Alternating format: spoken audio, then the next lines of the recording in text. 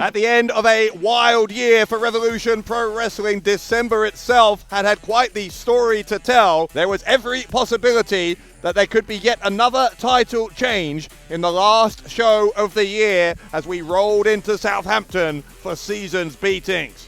A rowdy post-Christmas crowd in Southampton to witness our first match of the afternoon. It was the former undisputed British Cruiserweight Champion Will Caven one-on-one with El Capitan Leighton Buzzard. Buzzard still looking for his first win in RevPro since returning from Japan a couple of months ago. Caven looking to get back into contention for the undisputed British Cruiserweight Championship. And it was Caven who was able to secure the win after using trickery to secure an unfair advantage, a poke to the eye, and moments later, ruthless Will Caven with the 1-2-3, picking up the win over Leighton Buzzard to close his year out with a victory. Next up, Amira Blair was back in the venue where she made her singles debut here in RevPro in February of this year. This time to go one-on-one with the villainess, Sky Smittson. First time these two have collided here in Revolution Pro Wrestling. And Smittson went into the match as the favorite with more experience than her opponent. But as we've seen on multiple occasions this year, Amira Blair has that fighting spirit. And in the end, Amira was the one who secured the win. She has promised headed into 2026 it will be the era of Amira.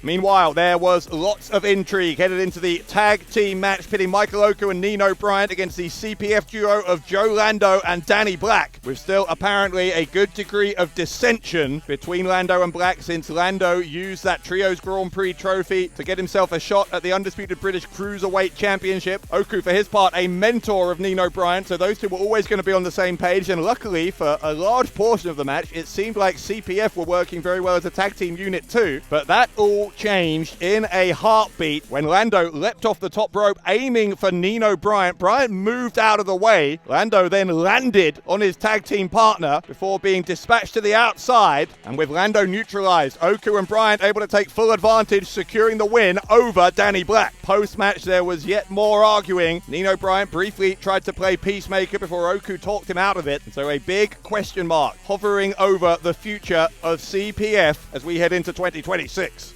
Next up, two young men right at the start of their pro wrestling careers, Leon Cage and Leland Bryant, both of them just 18 years of age, putting on one hell of a show in Southampton. Bryant in just his second singles match here in RevPro, while Leon Cage looking to regain the momentum that has seen him right at the top of the list of contenders to challenge for that undisputed British Cruiserweight title during 2025. Ultimately, Cage was just half a step ahead, hitting the uncaged, the cartwheel kick, and then the stomp into the future to ensure that he ended the year with a victory. Leon Cage looking to the new year with great hope, but Leland Bryant doing himself no harm whatsoever as the youngest of the Flying Bryant brothers continued to impress.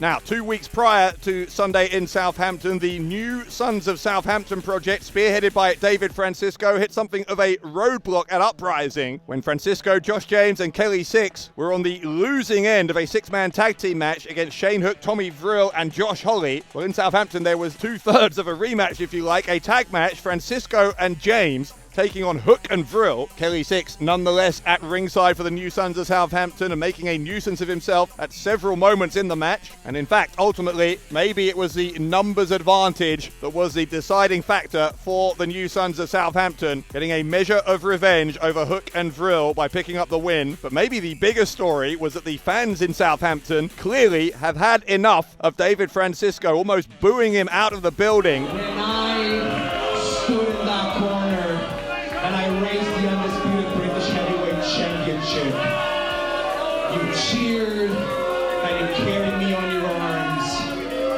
And not even 12 months later, this is the recession I get? We tried the right thing and it didn't work. In 2026, we do what we want, we get what we want, and I need either Shah or Shay to know that whoever wins is going to have a target on their back, and I have the arrow that's going to kill you. And so to our main event. Shah Samuels, just a fortnight after losing the undisputed British Heavyweight Championship, requesting and being granted a rematch against the new champion, Jay Joshua. The first few minutes went almost perfectly to plan for Samuels, but as time went on, Joshua fought his way back into the match, and the final few minutes of the contest proved just how difficult it is going to be for anyone to defeat Joshua. Joshua surviving everything that Samuels had to throw at him before hitting a flying headbutt, a screwdriver, and then 3 seconds later confirming that he is still and will be into the new year the undisputed British heavyweight champion. That being said, Joshua found out in Southampton, just as he did in Cardiff, that being the champion means you have a huge target on your back. As another former 2-time champion, Michael Oku, came out to confront Joshua to challenge him to a one-on-one match at our first show of the year, live in London. So an incredible end to 2025 and the promise of an unbelievable start to 2026. In the meantime, I've been Dave Bradshaw, and this has been your RevPro Recap.